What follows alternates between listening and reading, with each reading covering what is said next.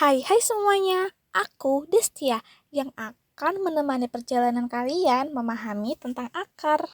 Halo semuanya, sekarang coba kalian perhatikan pohon-pohon ini ya. Indah kan? Ada yang tinggi, ada yang kecil, suasananya rindang, udaranya jadi sejuk sekali. Nah sekarang coba kalian pikirkan, semua pohon ini bisa tumbuh besar dan berdiri tegak. Kira-kira bagian apa ya yang membantu mereka tetap kuat?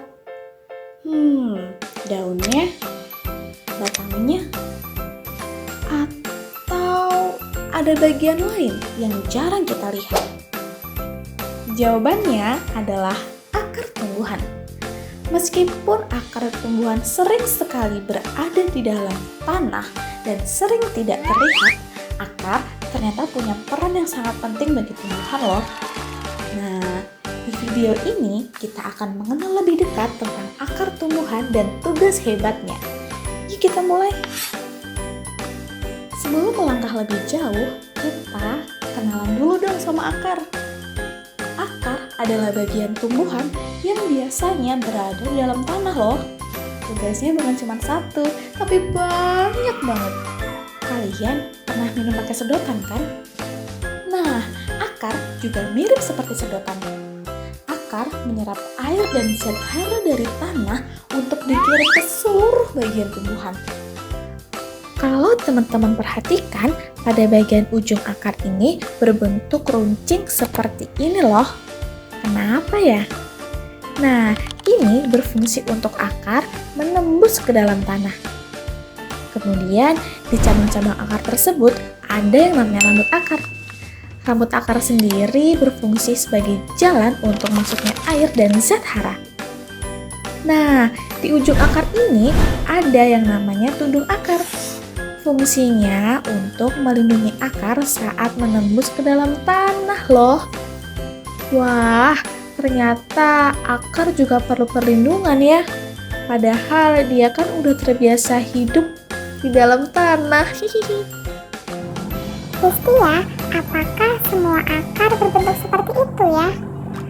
Aku sering sekali menjelajah dan aku banyak menemukan jenis akar di alam liar, seperti akar yang besar dan kuat. Itu jenis akar apa ya? Kamu siapa? Kenapa kamu tiba-tiba berbicara denganku? Apakah kamu mengenalku? Aku tidak sengaja mendengar pembicaraanmu. Aku adalah Robert, kelinci penjelajah. Aku suka berjelajah. Baiklah Robert, kalau begitu mari kita belajar bersama. Jadi ada dua jenis akar. Yang pertama akar serabut dan akar tunggang. Kalau yang kamu lihat itu namanya akar tunggang.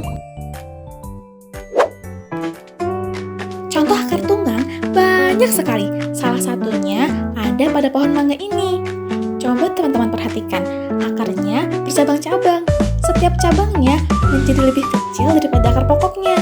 Selain itu, akar tunggang juga memiliki ciri-ciri yaitu tumbuh kuat ke dalam tanah, kemudian membantu menopang tumbuhan agar berdiri kokoh. Kemudian ada juga loh akar tunggang yang bisa menyimpan makanan seperti pada tumbuhan wortel dan juga singkong. Kalau begitu, apakah hanya tumbuhan-tumbuhan tersebut yang memiliki akar tunggang? Tidak Robert, biasanya akar tunggang dimiliki oleh tumbuhan berkeping dua atau dikotil. Seperti kacang yang kalau kamu pisahkan bijinya bisa menjadi dua. Akan tetapi, tanaman dikotil apabila dicangkok atau disetek, akarnya akan menjadi akar serabut loh. Akar serabut itu seperti apa ya? Nah, akar serabut berbeda dengan akar tunggang. Akar serabut tidak memiliki akar pokok. Semua akarnya keluar dari pangkal tanaman. Ukuran cabangnya juga sama dan tidak berbeda-beda seperti akar tunggang. Kalau akar tunggang dimiliki oleh tumbuhan berkeping dua atau dikotil, nah akar serabut dimiliki oleh tumbuhan berkeping satu atau monokotil. Contohnya seperti tanaman padi atau, nah itu dia, pohon pepaya di taman yang itu termasuk akar serabut loh. Oh, begitu. Ternyata beda ya.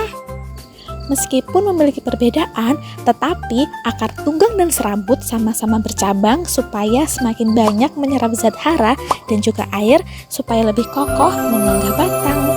Lalu, bagaimana dengan akar yang tidak tumbuh di dalam tanah? Itu disebut akar khusus. Akar khusus itu apa sih? Nah, jadi akar khusus adalah akar yang telah berubah bentuk untuk menyesuaikan diri dengan lingkungan dan memiliki fungsi tambahan selain menyerap air dan zat hara loh. Yang pertama, ada akar gantung. Fungsinya menyerap uap air dari udara dan terkadang membantu menopang tumbuhan loh. Ciri-cirinya menggantung dari batang atau cabang sampai ke bawah. Terkadang tidak langsung masuk ke tanah, tapi ada juga kok yang udah masuk ke tanah. Contohnya pohon beringin. Yang kedua ada akar pelekat. Fungsinya melekatkan tumbuhan pada dinding, batang pohon, atau penopang lainnya. Ciri-cirinya berukuran kecil, menempel kuat pada permukaan. Nah, contohnya ada pohon sirih nih. Pasti teman-teman sering lihat kan pohon sirih. Yang ketiga ada akar tunjang. Fungsinya menopang batang agar tidak mudah roboh. Ciri-cirinya tumbuh dari batang bagian bawah, kemudian menjulur ke tanah sebagai penyangga. Contohnya pada tumbuhan pandan dan juga jagung. Yang keempat ada akar napas. Fungsinya membantu tumbuhan bernapas di daerah berlumpur atau tergenang air. Ciri-cirinya tumbuh ke atas, keluar dari tanah atau lumpur. Kemudian dia mengambil oksigen langsung dari udara. Contohnya tumbuhan bakau. Oh, jadi begitu. Ternyata ada banyak jenis akar ya.